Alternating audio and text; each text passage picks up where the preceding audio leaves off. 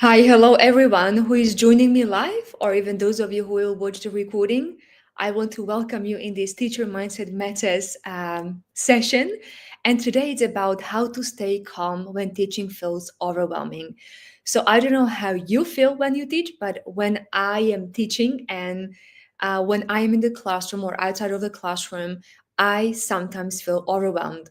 Now I work a little bit less as a teacher, I work more as a coach, but I remember when I used to work as a teacher, it was really overwhelming uh, many times.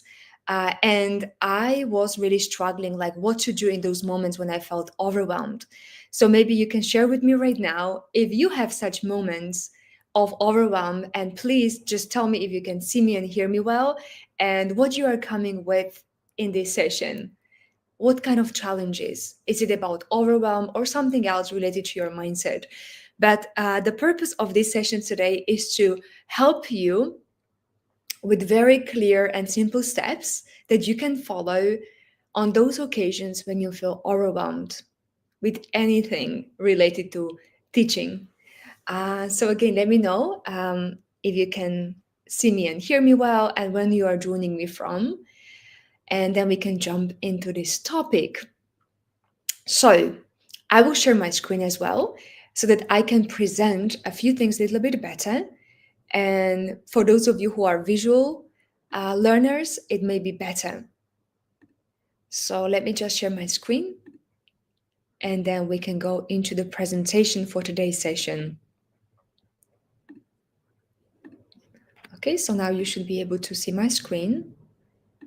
And what I want to do is to again emphasize how common it is for teachers to feel overwhelmed. And in today's session, I want to share with you the steps how you can feel less overwhelmed as a teacher. So I guess I would just start with different examples of overwhelm in the classroom or outside of classroom. So it can be the fact just that as a teacher, you are wearing different hats. So you're not just teaching a new like piece of content or curriculum, but you have to be the mentor, you have to do a lot of admin, you have to be the judge and referee in the classroom if there is not, or if there is chaos and not enough order.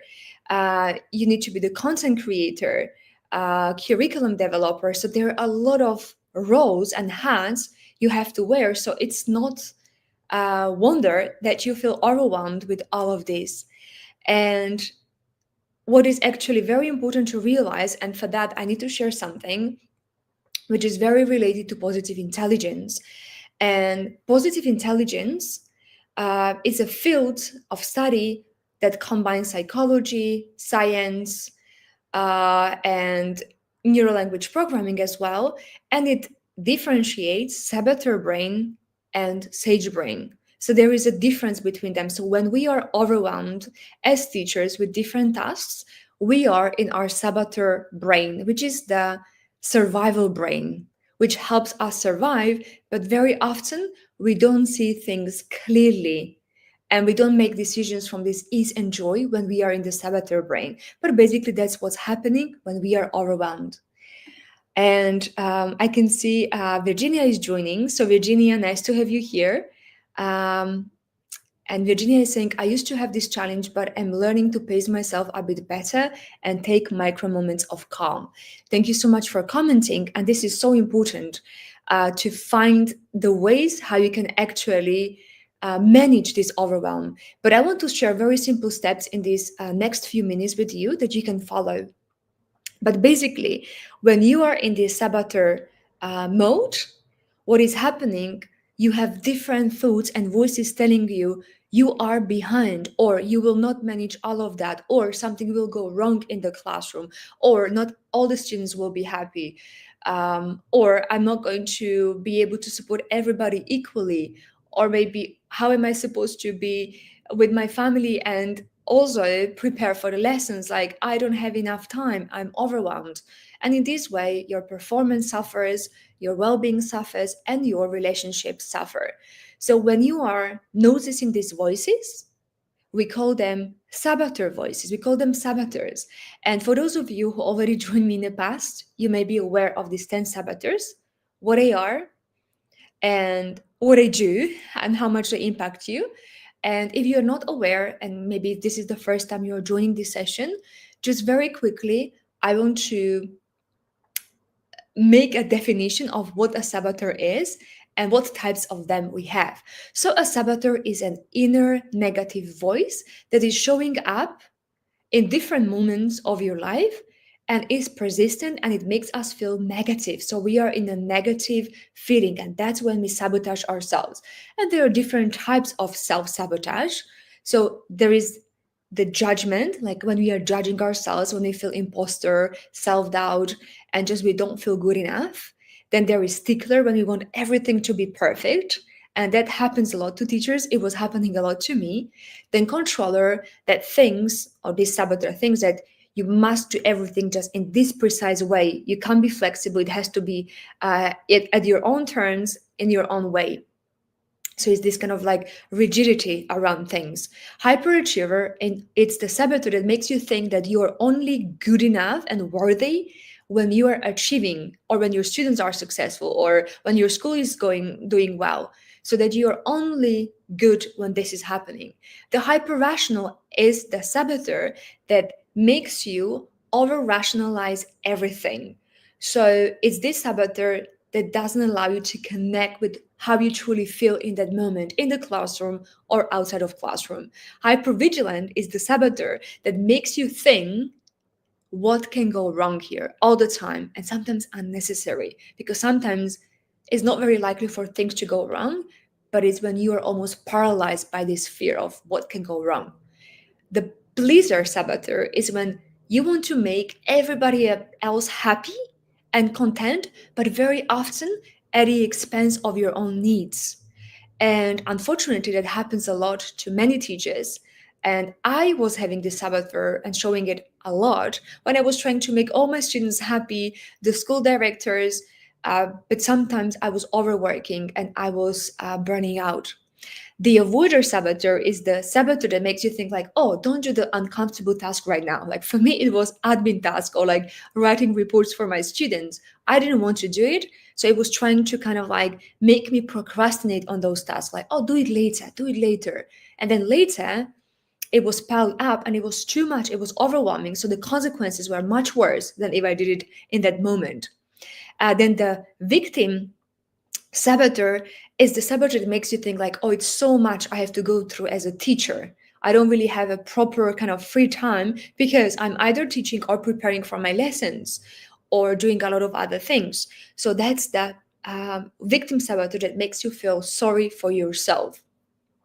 And the restless is the saboteur that makes you feel like you want to do everything, like it's this fear of missing out, like you can't really be present in what you are doing right now and right here, but you're already thinking about another task, another project, another cause.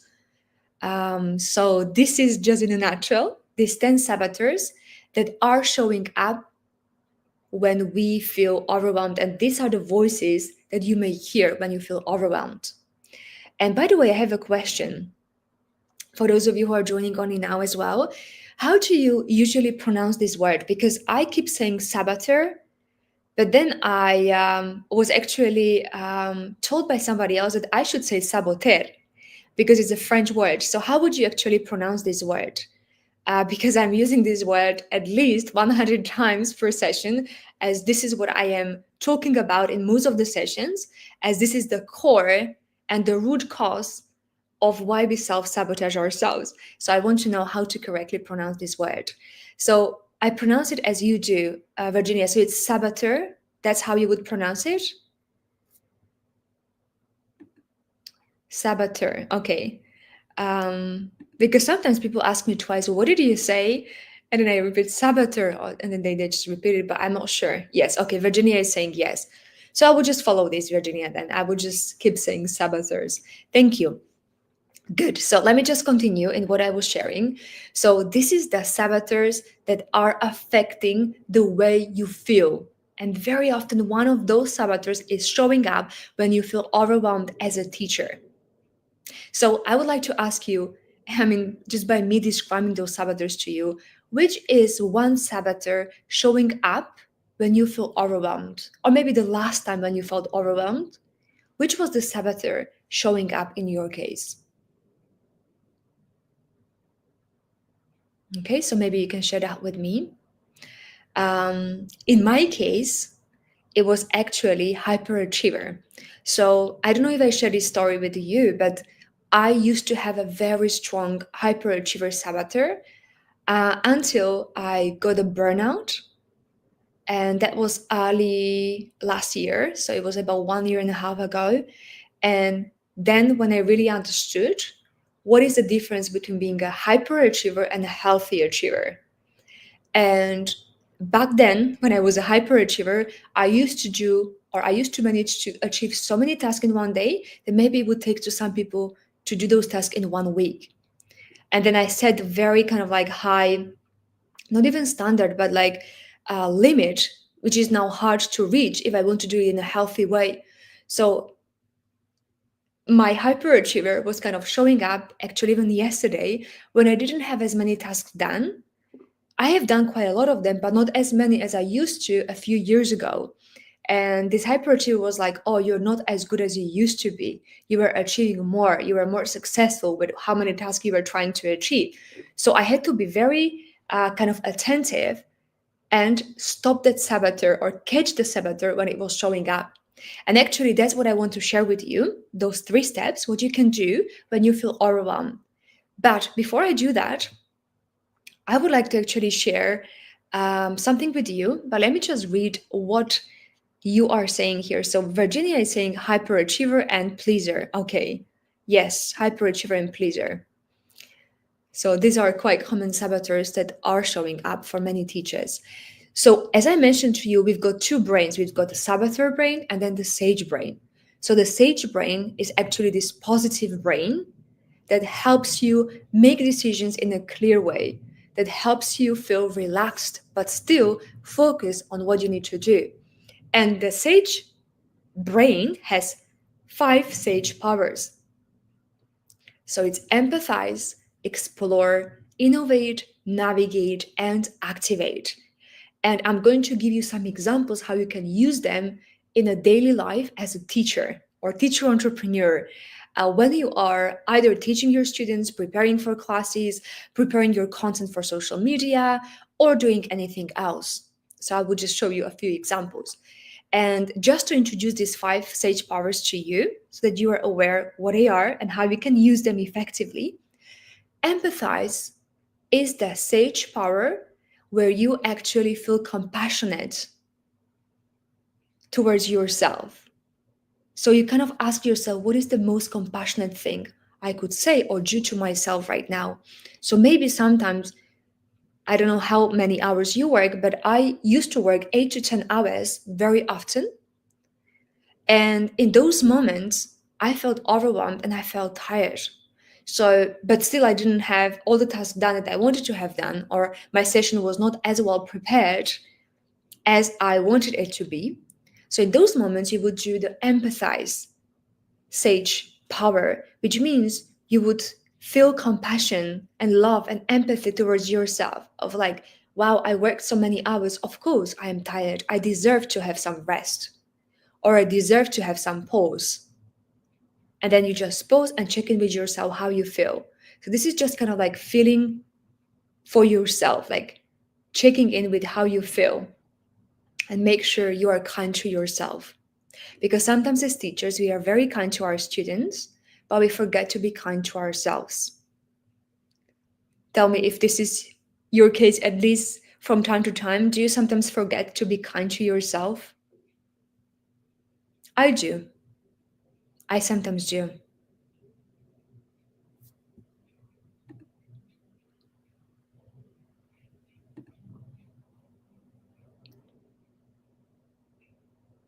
So the second sage power is explore. Explore is when something is happening and you are overwhelmed, you have too many things to deal with as a teacher. That explore is just to stop and to look at the situation that you are in from different angles. Because we can see a fuller context of what's really happening. So the question with the explore stage power is like, what's happening right now in this moment? What is at the heart of my overwhelm or of the challenge in this situation? And then when you explore it from different angles, you may find it easier to continue with the next stage power, which is innovate, which means to find solutions for what's happening and then to act on those solutions.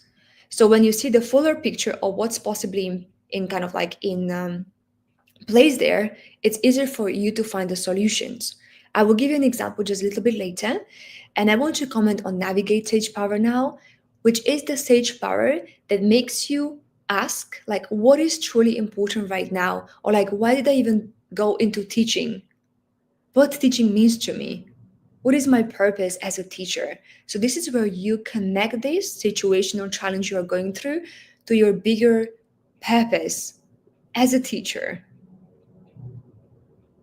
And the last stage power is activate, which means you take action and you take the action that feels right to you and that feels ease and joy. So whenever we are taking action and we feel negative or we don't feel good about it, we are not in our sage mode or sage brain. We are in the saboteur brain because every action is easy and it's flowing when it's in the sage mode.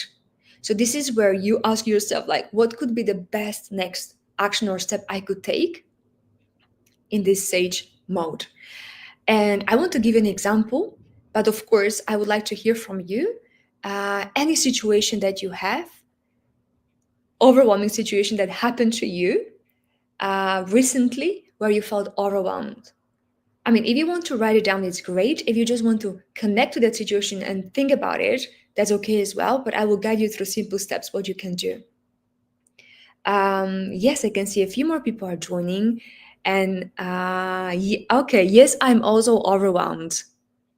I'm also overwhelmed. Thank you so much, Inge, for mentioning this. So I think many of us feel overwhelmed quite often.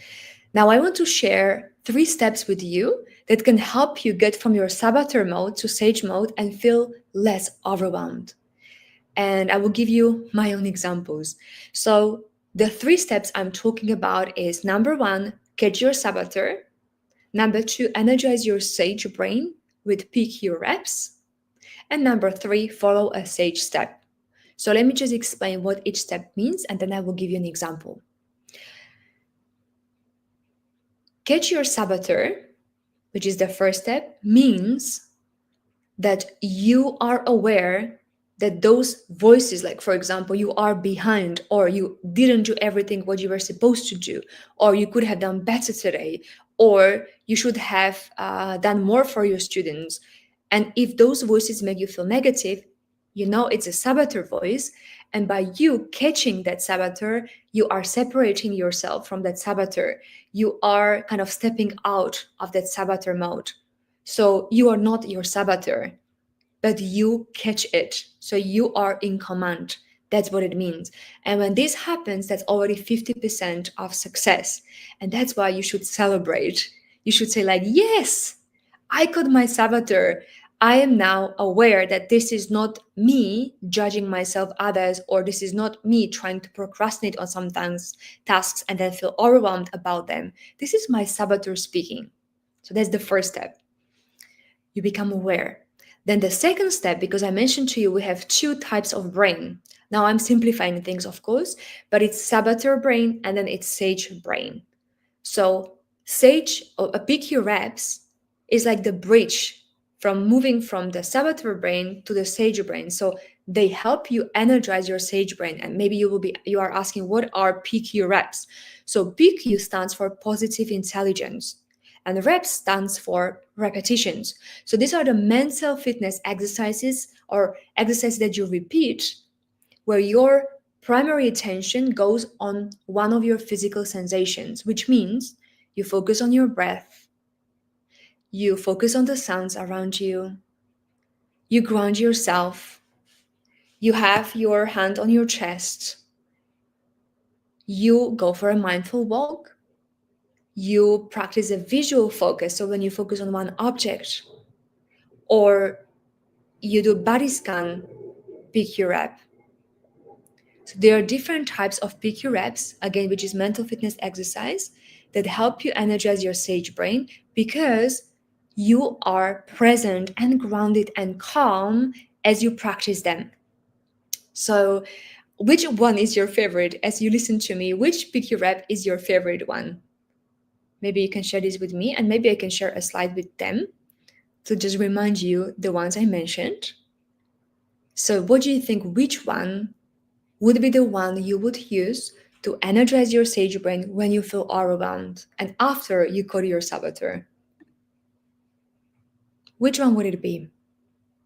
Feel free to share with me, and or just remember it for yourself so that you know in the next situation when you feel overwhelmed. So that was the first step. The second step and the third step is about following a sage step. So what is this about? When you follow a sage step, you're already in this sage energy, which is a calm, grounded, like this joyful energy. It's easier for you to decide what is the right next step to do.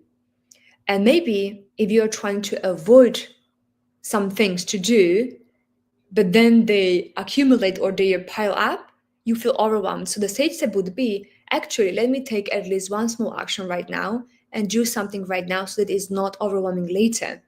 Or another sage step could be that you actually give some compassion to yourself and be kind to yourself, okay? Or sometimes a sage step could be because let's say you said yes to your school director or to your colleagues, like, yes, I can take this class, it's over, it's okay, I can, do it. I can replace you or I can substitute you right now.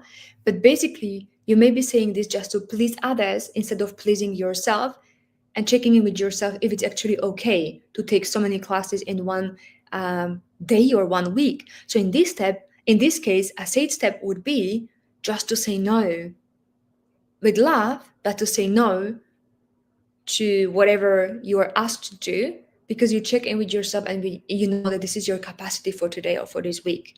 So for different saboteurs, there are different sage steps. And very often you can just ask yourself, like, what would my wiser um, self do in this situation? Because that's when you kind of like really tap in this wiser version of you, which is always there. It's ageless wisdom always present in you. And you ask, what can I do right now in this situation? And then you can move with that step. So, just to give you an example, when I was a teacher, I remember I was teaching bigger groups of students. These were students from different countries: Japan, Korea, Italy, and very often they were all put in one classroom. So maybe I had 30 students in one classroom, let's say 15 Italians and 15 Japanese students. So very often what I did, Japanese students were just with, their own group, and then Italians were on the other side. And in this way, nobody was really practicing English as much because they were not mingling together. And it was a lot of chaos in the classroom, and I felt really overwhelmed. And there were different saboteurs showing up in that situation. One of them was like a victim, like, poor me, I shouldn't be in this situation, why they gave me 30 students and why they didn't make it easy for me, so why, kind of like, poor me. Okay, that was the saboteur which was showing up. So the very first step in this situation would be to catch that saboteur. Okay, so to catch, like, okay, my victim is saying poor me, or my victim feels like blaming everybody else around for what's happening. The second step would be to energize my sage in that moment when I felt overwhelmed in the classroom and the class wasn't going really well. Then I would just stop, and for a few seconds, let's say if I gave them a task, I would stop and do a PQ rep. Maybe I would just stand firmly and steadily and then just focus, ground myself as I was standing. Or maybe I could practice the sound PQ rep when I would just listen to different sounds around me. And I would take maybe a few seconds, so even 10 seconds is enough. But of course, if you have a minute or two, it's even better to just practice this PQ rep. And I can practice this with you right now so that you can imagine what you can do when you feel overwhelmed after you get your saboteur. So for example, One of the picky reps we can use is the sound picky rep. So imagine you give tasks to your students, or you just find this space. Even if you're not in the classroom, you're outside of the classroom, you find this space where you want to do this picky rep. So you close your eyes, you take a deep breath, and then breathe out. And with your closed eyes, you focus on the sounds around you. You listen to the sounds which are close to you. And then you listen to the sounds which are farther away from you. You just focus on the sounds without judging, over-analyzing, and just by being present.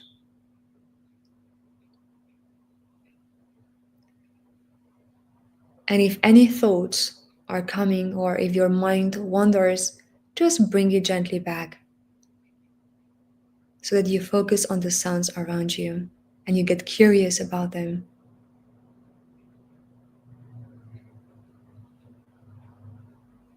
You can also put your hand on your chest and give yourself love and compassion and acknowledgement for how far you've come as a teacher and how much impact you've made as a teacher. And as you do it, take a deep breath and then breathe out. And again, breathe in and breathe out. And now open your eyes. So it was maybe 1 minute, I don't know how long it took, but it can be even shorter. And you don't even have to close your eyes, okay? Now we could close our eyes, but maybe you're in the classroom, you can't really do it. But you can give yourself a few seconds to reset your mind, to energize your sage, to become grounded. And then from this energy, you can think about, okay, so what is the wisest thing to do right now? And in my case, it was actually to go to my supervisor or school director and to tell them about the situation and to describe everything to them, what was happening in the classroom and how the students felt, or like how I felt, like how much they are learning or how much they are not learning. And then from there, we were able, because I was already in the sage, we were able to innovate, meaning coming with different ideas to brainstorm, like what could we do with this situation? Maybe we could mingle more nationalities together. Maybe we would make them sit, like one Italian with one Korean student in one desk, on one desk. So we were brainstorming different ideas, and then after this brainstorming, we could tap into activate power, which was, okay, so what is the action we feel most comfortable doing right now with this class or with the next class when we teach? So from this stage mode, you come with more creative solutions than if you just think about when you're in the saboteur mode. Okay, so let me know how you find this, if you have any takeaways so far, because we will be wrapping up. But basically, I just wanted to encourage you to use these 3 steps anytime when you feel overwhelmed. Just remember, number 1 is schedule your saboteur and separate yourself from it. The number 2 is energize your sage brain with PQ reps, which is mental fitness exercises. I will just practice one of those and then follow a sage step from this sage perspective. So use this every time or anytime when you feel overwhelmed as a teacher in the classroom. Okay, so let me know again, how do you find this, and what takeaways are you having so far? A few people are joining now. Nice to have you here, Helena. Good to have you here. So for those of you who don't know about our events that we have for teachers, we help teachers become teacher entrepreneurs, or even just staying where you are in the schools where you are, but earning a little bit more money on the side, and even maybe do things that you always dreamed of doing, maybe having students from different backgrounds, or maybe just having different offers or different services for your students. And we do all of these things at Bowie. We help teachers feel more freedom and have more impact and have more income. And one of the events I wanted to share with you is the event we are actually having this week. And it's a very good event for those of you who are thinking of having some passive income, even though nothing is 100% passive, but not necessarily exchanging your time for money, because then it can be overwhelming.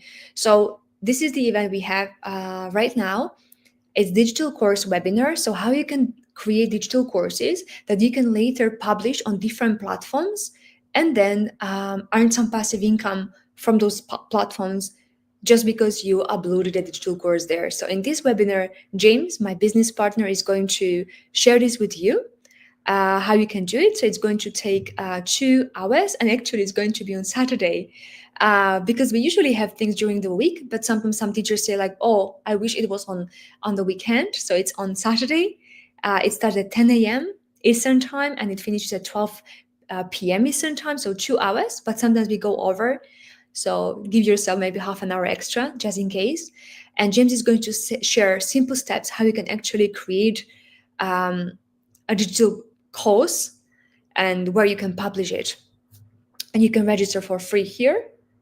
And even if you can't attend, just because you register, you can receive the recording. So I'm just going to share this link with you. And also don't forget, my mindset sessions are every other week on Wednesday. So the next one is going to be in 2 weeks' time. And what I wanted to say as well is that I welcome any suggestions about the topics you want to have covered, or maybe the topics that would mean a lot to you, like you would feel like, yes, this is exactly what I need. So just let me know about those topics. And if you want to watch the recordings from the previous workshops we had, or even my mindset sessions, you can find them all here. Okay, so you can just scroll down and there is a lot of content for you to do. And I know the holiday is coming now in summer, so maybe you will have more time. Okay, so I'm just going to share this link with you for those of you who want to attend these events. And please let me know, what is one thing you are taking away from this session today? If it's just one thing that you've learned today, what is that one thing?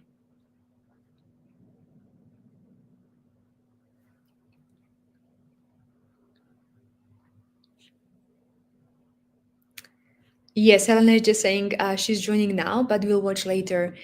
So in today's session, Helena, we spoke about why teachers get overwhelmed and how they can overcome their overwhelm. And we shared 3 simple steps how this can be done. And yes, Inge, you're not the only one who feels overwhelmed. So many people, so many teachers feel overwhelmed, and quite often.